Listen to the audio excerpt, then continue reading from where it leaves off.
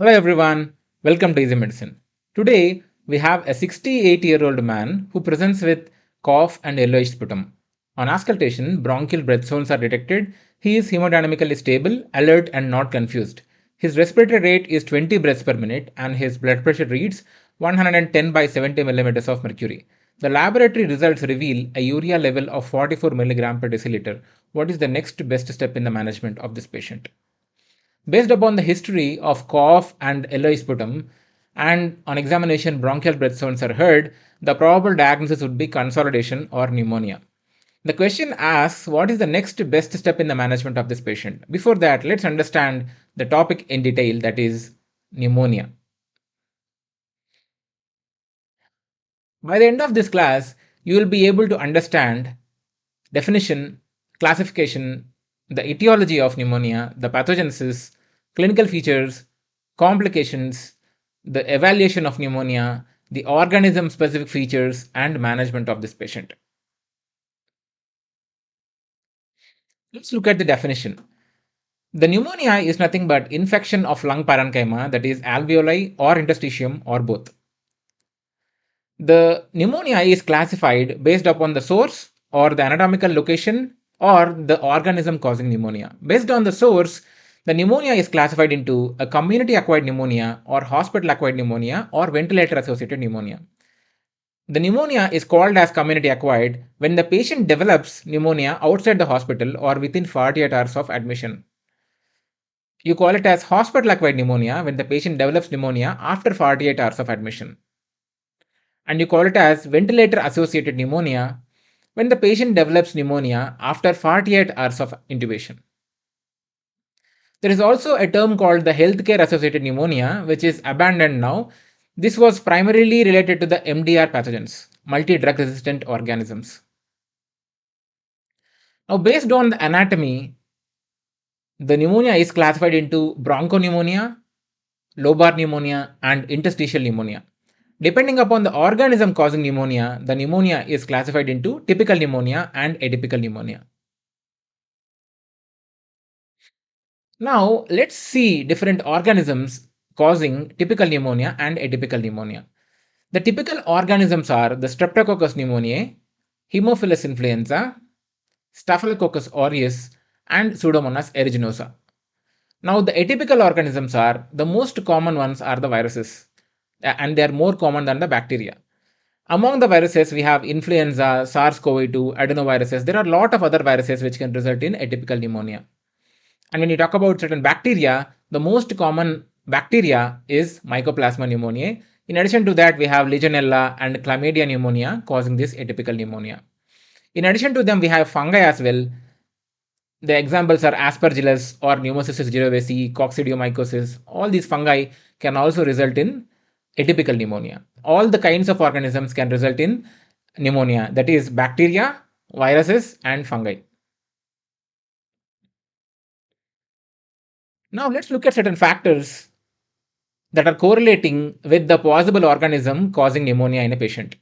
Now, when the patient is a chronic alcoholic, then the possible organism resulting in pneumonia are Streptococcus pneumoniae, oral anaerobes, and Klebsiella pneumoniae. If the patient is a COPD or a smoker, then the possible causative organisms are Haemophilus influenza, Pseudomonas aeruginosa, Legionella, and Streptococcus pneumoniae. If the patient has a pre-existing structural lung disease in the form of bronchiectasis or severe COPD, then the possible etiologies are Pseudomonas aeruginosa, then Burkholderia cepacia, and Staphylococcus aureus. These are the important ones in relation to the structural lung disease. Then if the patient is having dementia or stroke, the patient will probably have some dysphagia and regurgitation. Because of that, the possible organisms could be oral anaerobes and then gram-negative gut-related bacteria or the gram-negative enteric bacteria. Then, if the patient is having lung abscess and the possible organisms could be community acquired MRSA, oral anaerobes, Mycobacterium tuberculosis, or atypical mycobacteria. If the patient had recent stay in a hotel or the patient had recently stayed in a cruise ship in the previous 2 weeks, then the possible organism could be Legionella. If the patient recently had exposure to birds, and the possible organism could be Histoplasma capsulatum or Chlamydia psittaci. So these are the different factors that will help us in identifying the organism resulting in pneumonia in a patient. Now let's talk about the pathogenesis. So usually, when there is an aspiration of oropharyngeal secretions or inhalation of the infected aerosols, along with that, if there is defect in the cough reflex, or if there is any defect in the mucociliary clearance, or if there is any immunosuppression in the patient, then these oropharyngeal secretions or the infected aerosols which will enter into the lower respiratory tract, and that will result in persistent infection inside the lungs. That will result in either bronchopneumonia or lobar pneumonia or interstitial pneumonia. So the first one is bronchopneumonia. As you can observe, there is multiple foci of infection located all throughout the lung. This is because of infection of a bronchiole and the surrounding alveoli. This is multifocal and this is called as bronchopneumonia. The second one is a lobar pneumonia, where the infection spreads from one alveolus to the another through the pores of cone. So, if these are the two alveoli, the infection spreads from one alveolus to the another through certain pores called as the pores of cone, and the infection spreads throughout the entire lobe. That is why it is called as the lobar pneumonia. And lastly, we have the infection of the interstitium will result in this interstitial pneumonia.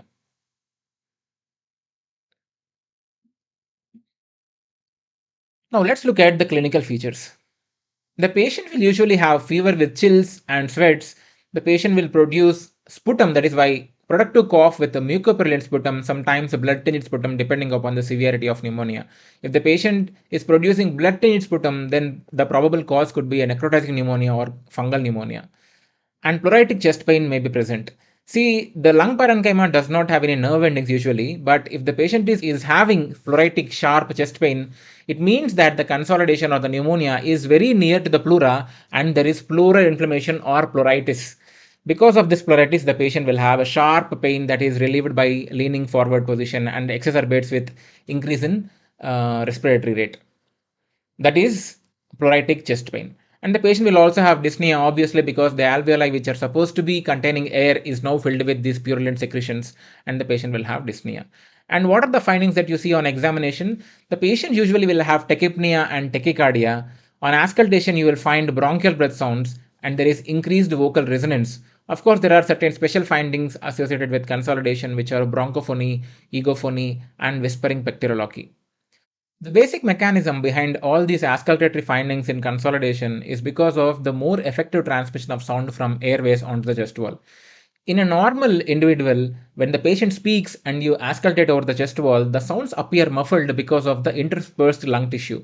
But what happens in consolidation? The lung becomes hepatized. When you read about consolidation and pathology, there is red hepatization and gray hepatization in the area of consolidation, right? Because of this hepatization, it becomes solidified, and the solid medium conducts a sound better than the air. That is the reason for these clinical findings. It is called as vocal resonance. When you ask the patient to say monosyllable words like 99, 99, 99 repeatedly, and when you auscultate over the chest wall, you can clearly hear the sounds. And bronchial breath sounds are heard. And bronchophony means, again, the sounds that the patient speaks are very clearly heard over the steth wall using the stethoscope. Egophony means you will ask the patient to say E and it is heard as A when you auscultate. And whispering pectoraloquy means you will ask the patient to whisper as if he is talking to someone in his ears, and when you auscultate over the chest wall, it is heard quite clearly. Okay, so these are the findings seen in consolidation on auscultation. Now, let's look at the clinical features of typical pneumonia and atypical pneumonia. The fever is usually of high grade, and there is productive cough which is purulent in nature. And the cough and fever, both of them are usually abrupt in onset, and there are no systemic features. Of course, when the patient develops severe sepsis, then the patient may develop multi organ dysfunction, but as such, in the initial phase of pneumonia, systemic features are not there. And when you look at the pathology, it is usually a lobar pneumonia or bronchopneumonia, and that will usually respond to the penicillins. Whereas when you talk about atypical pneumonia, the fever is usually of low grade, and the cough is also non-productive because there is involvement of interstitium predominantly in atypical pneumonia, and it is a non-productive cough which is usually of gradual onset, and this is usually preceded by the upper respiratory tract infection or symptoms. And systemic features like GI features or neurological features are more common in atypical pneumonia because there is multi-system involvement here. And the pathology will result in interstitial infiltrate because the interstitial pneumonia is the most common kind in atypical pneumonia. And the atypical pneumonia does not respond to penicillins, they require macrolides, fluoroquinolones, or doxycycline. Now let's look at the complications. Here is consolidation. The infection in the parenchyma will incite an inflammatory reaction in the nearby pleura that will result in the formation of parapneumonic effusion, a fluid in the pleural cavity. If the pleural cavity is invaded by the bacteria, that will result in the formation of pus in the pleural cavity, then you call it as empyema. If there is a significantly virulent organism like that of MRSA, the pneumonia may further degrade into necrotizing pneumonia. If the necrotic core drains into the airways, there is entry of air also into the necrotic core that will result in the formation of lung abscess. On the other hand, after this entire necrotic core is liquefied and drained off, and when it is healing, that will result in the formation of a thick walled cavity. And further healing will result in the formation of a thin walled pneumatocoel. Now let's look at the evaluation. Starting with the basic investigations like complete blood picture, you can see a leukocytosis, and when the infection is severe, you may also observe increase in creatinine and blood urea in the patients. And the proper diagnosis of pneumonia can be made by using a chest X-ray or CT scan. As you can observe in the first image, there are multifocal patchy heterogeneous infiltrates. This is indicative of bronchopneumonia. Patchy heterogeneous infiltrates. The second image, you can appreciate homogeneous opacity, and the cardiac margin on the right side is also lost. This loss of cardiac silhouette is called as the silhouette sign. And you can also observe air bronchogram. The last one is interstitial pneumonia, where you can appreciate bilateral diffuse fine reticular opacities. So these are the different patterns of pneumonia that you can appreciate. As you can observe, throughout the homogeneous opacity, there is a small thin air that is visible. This is called as air bronchogram, can be seen in both X-rays as well as on a CT chest. Then you can do sputum gram stain and culture sensitivity. You can also send the blood cultures for hospitalized patient with severe disease, and if the patient is at an increased risk of MRSA and Pseudomonas aeruginosa. You can also send urinary antigen tests for Streptococcus pneumoniae and Legionella pneumophilia. You can do the polymerase chain reaction or PCR for chlamydia, SARS-CoV-2 and influenza. These are different investigations that are helpful in identifying the etiology of pneumonia. Now let's look at the organism-specific features. The image that you are looking at is a rusty sputum, and that is seen in pneumococcus. This rusty color of the sputum is because of old blood. And in children, you can see the spherical shaped or a circular homogeneous consolidation that is called as round pneumonia, and it is caused by pneumococcus. What you can observe in the image is a red currant jelly sputum. On the left side, you have the sputum, and on the right side, I have put the image of red currant jelly for easier understanding, and that is seen in Klebsiella. And on X-ray, you may appreciate a bulging fissure of the middle lobe that is called as the bulging fissure sign seen in pneumonia caused by Klebsiella pneumoniae. When we talk about the Staphylococcus aureus, the infection with Staph aureus usually follows influenza pneumonia, and the patient will usually produce a bloody sputum because of the necrotizing pneumonia. And the organism itself is very virulent, and it actively invades the pleural cavity as well, and the patient will develop empyema and pneumothorax. Of course, you have also observed how the pneumatocells develop in the case of necrotizing pneumonia. And in influenza, the patient usually will have upper respiratory tract symptoms predominantly in the initial phases, where the patient will have pharyngitis, rhinorrhea, nasal congestion, and the patient will also have high grade fever, severe myalgias, and fatigue. And the patient will eventually have a secondary bacterial pneumonia, possibly because of Staph aureus. When you talk about Legionella, the patient will have a prominent GI and neurological features, and the patient will have anorexia, nausea, and vomiting. When you talk about Mycoplasma pneumoniae, the illness usually starts with pharyngitis, and on radiological investigation, you can appreciate peribronchial pneumonia or bronchial wall thickening, and laboratory investigations will reveal hyponatremia and elevated transaminases and increased creatinine in these patients. Now, let's look at the management. Before we directly go with the treatment, first prognosticate the patient. So, for prognostication, you use a pneumonia severity index or CURB 65. CURB 65 is an acronym, and C for confusion, U for urea more than 20 milligram per deciliter, R for respiratory rate more than 30 per minute, B for systolic blood pressure less than 90 millimeters of mercury, and diastolic blood pressure less than 60 millimeters of mercury, and 65 means age more than 65. If the score is 0, then they should be treated as outpatients. If the score is 1 or 2, admit to inpatient wards, and if the score is more than or equal to 3, admit to ICU. The first risk factor is hospitalization, and second one is antibiotic treatment in the last 3 months or local prevalence of these organisms in the ICU, or if the patient is already having a severe structural lung disease like bronchiectasis or severe COPD. So these are the risk factors for development of Pseudomonas or MRSA in the patient. And the risk factors for antibiotic resistance are hospitalization and the antibiotic treatment in the last 3 months. These two factors are important for the antibiotic resistance as well. Now, let's look at the treatment regimens. If the patient has come to you on an outpatient basis and if the patient has no comorbidity, treat the patient with amoxicillin or macrolide or doxycycline. If the patient has comorbidities, then treat the patient with respiratory fluoroquinolone or beta-lactam plus macrolide or doxycycline. Observe here, you can use a respiratory fluoroquinolone alone or you can use beta-lactam plus macrolide or doxycycline in combination. If the patient is an inpatient or if the patient is in the wards, then the treatment is same as that of the outpatient with comorbidities. That is a respiratory fluoroquinolone alone or a beta-lactam with macrolide or doxycycline. And if the patient is in ICU, then add beta-lactam.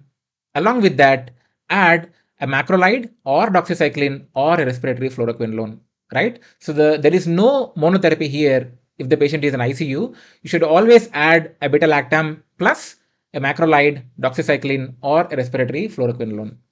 Now, if the patient is also having risk factor for Pseudomonas, then a general dictum for the management of Pseudomonas is you should never give monotherapy even if the drug is sensitive. You should give two anti-pseudomonal drugs.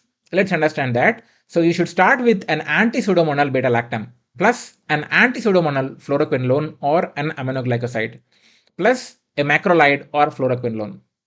So this completes the regimen if the patient is already having a risk factor for Pseudomonas like severe COPD or bronchiectasis.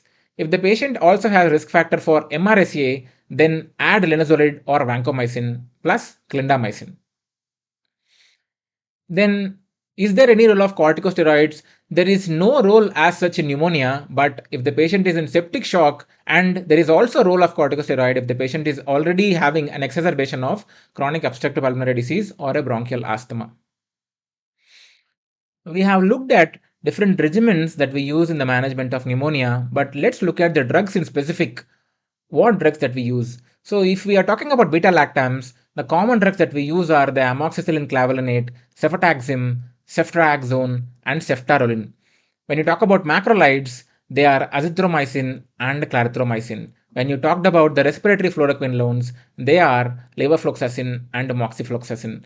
When we say atypical organism coverage, usually a conventional regimen should contain antibiotics for both typical organisms as well as atypical organisms, and atypical organisms specifically require one of these three drugs, a levofloxacin or an azithromycin or doxycycline. Any of these three should be added if you want to prepare a regimen. And if you are suspecting lung abscess or a pneumonia because of anaerobic organism, then you should add clindamycin or amoxicillin clavulanate, piperacillin tazobactam, metronidazole, moxifloxacin, or carbapenems like imipenem and meropenem. We have spoken about the anti-pseudomonal penicillins, anti-pseudomonal fluoroquinolones as well. So what are these drugs? The anti-pseudomonal drugs are, you can remember all these by using an acronym CAMP-F. C for carbapenems, that are meropenem, imipenem, doripenem. A for aminoglycosides, the gentamicin and amikacin. M for monobactam, that is aztreonam. And P for penicillins, piperacillin tazobactam, ceftazidime, and cefepime. Ceftazidime is a third generation cephalosporin and cefepime is a fourth generation cephalosporin. Polypeptides, polymyxin B and colistin, fluoroquinolones, specifically ciprofloxacin is used, which is better than the levofloxacin, and moxifloxacin is not anti-pseudomonal, a point to note. In practice, we usually use piperacillin tazobactam, and then we can go to cefepime or ceftazidime, and then we can go to imipenem or meropenem, then aztreonam if the patient is having penicillin allergy. The anti-MRSA antibiotics are vancomycin or daptomycin, ceftaroline, or ceftabiprole. These are fifth generation cephalosporins, and clindamycin, linezolid, tigecycline, doxycycline, trimethoprim, sulfamethoxazole. These are the anti-MRSA drugs, but in practice, we use linezolid or vancomycin in our patients. If the patient does not respond to your antibiotic regimen, then the possible causes could be a wrong diagnosis, it could be a pulmonary edema or an embolism post radiation or hypersensitivity pneumonitis, or there could be a resistant pathogen which is not responding to the antibiotic regimen that we have started. And if there could be a sequestered focus where the antibiotic is not reaching, one such cause is lung abscess or empyema. For that, you'll need some intervention to drain the pus inside.